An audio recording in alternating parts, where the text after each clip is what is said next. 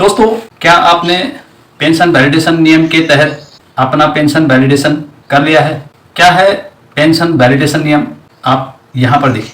दोस्तों, पेंशन सत्यापन नियम सभी पेंशन भोगियों के लिए पेंशन सुचारू रूप से समय पर वितरण को सुनिश्चित करता है, जिससे केवल पात्र व्यक्ति ही पेंशन का लाभ प्राप्त करे और धोखाधड़ी को रोका जा सके।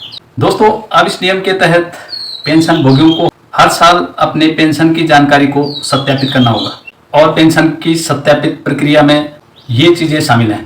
पेंशन भोगी के द्वारा अपनी जानकारी को अपडेट करना और सत्यापित करना, पेंशन भुगतान के लिए निर्धारित प्रक्रिया का पालन करना, पेंशन भुगतान के लिए आवश्यक दस्तावेजों को जमा करना। दोस्तों, पेंशन सिस्टम में बदलाव करके भारत सरकार ने एक नियम बनाया है जो कि 1 जून से लागू हो गया है। इस नियम के अंतर्गत सभी पेंशन धारकों को अपनी जानकारी और दस्तावेजों को अपडेट करने के लिए एक निश्चित समय सीमा निर्धारित की गई है ताकि पेंशनर को कोई नुकसान न हो। यह आपको ज्ञात होगा कि भारत सरकार ने पेंशन वैलिडेशन कानून पारित किया है और इस नियम की प्रमुख बातें ये हैं।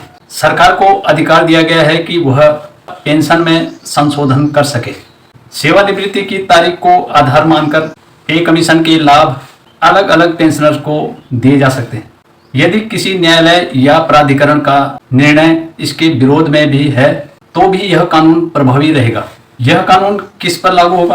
दोस्तों, इस कानून का असर CFI consolidated fund of India के अंतर्गत आने वाले जितने भी पेंशनर्स हैं यह उन सभी पर लागू होगा। अब कंसोलिडेटेड फंड है क्या, यानी CFI क्या है? CFI भारत सरकार की संचित निधि जो कि भारतीय संविधान के अनुच्छेद 266 के पैरा 1 के तहत स्थापित एक केंद्रीय खाता है।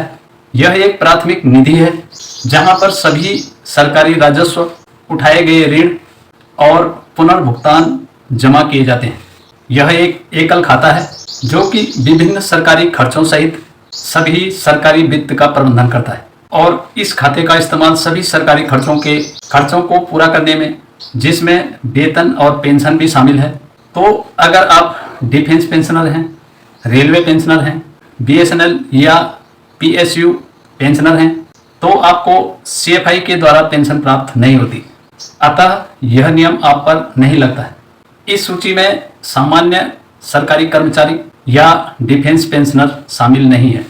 दोस्तों, CFI द्वारा पेंशन प्राप्त करने वाले संविधान के 112वें अनुच्छेद में बताया गया है कि यह फंड किन किन मदों पर खर्च किया जाएगा, जिसमें ये शामिल हैं: राष्ट्रपति, उपराष्ट्रपति, लोकसभा अध्यक्ष, राज्यसभा के सभापति आदि के वेतन व भत्ते, उच्चतम और उच्च न्यायालय के न्यायाधीशों की पेंशन, नियंत्रक एवं महालेखा परीक्षक यानी कैग की पेंशन और संसद द्वारा अन्य संवैधानिक व्यय। अगर आप सामान्य सरकारी कर्मचारी हैं, डिफेंस पेंशनर हैं, BSNL या पब्लिक सेक्टर अंडरटेकिंग यानी PSU, रेलवे या MTNL के पेंशनर हैं तो आपको मिलने वाली पेंशन स्वतंत्र कॉर्पोरेट फंड से आती है और आप CCS रूल 1972 के अंदर आते हैं। और दोस्तों, सरकार ने 22 मई 2025 को केंद्रीय सिविल पेंशन नियम को लागू कर दिया है। तो पहले इस नियम के मुताबिक सार्वजनिक क्षेत्र के बर्खास्त कर्मचारी को भी पेंशन और रिटायरमेंट का लाभ दिया जाता था, परंतु अब सरकार ने इस खास नियम में बदलाव किया है।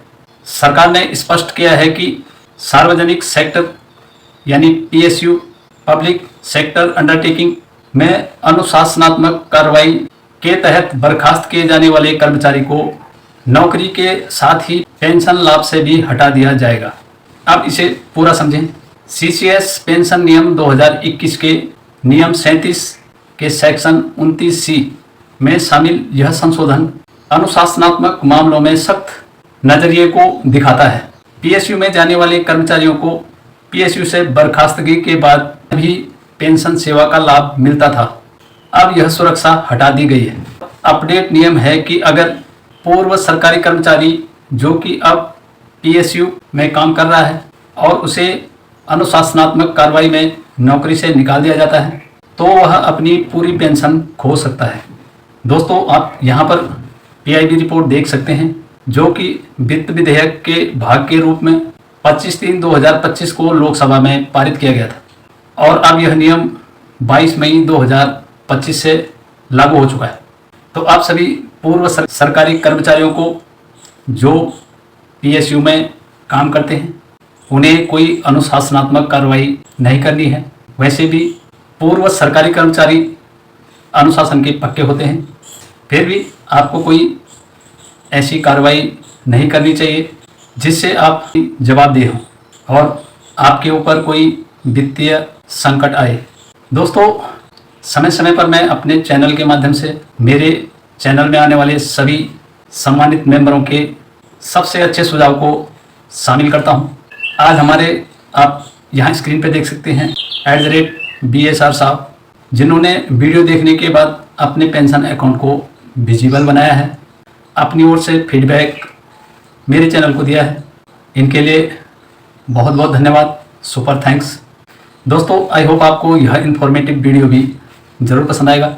यदि पसंद आए तो एक लाइक कर दीजिए और चैनल पे आप नए हैं, पहली बार आए हैं तो प्लीज़ अभी मेरे चैनल देव टेक्निकल ज्ञान को सब्सक्राइब कर लीजिए। मिलते हैं फिर इसी प्रकार की किसी और वीडियो के साथ, तब तक के लिए जय हिंद, वंदे मातरम, नमस्कार, थैंक्स फॉर वॉचिंग।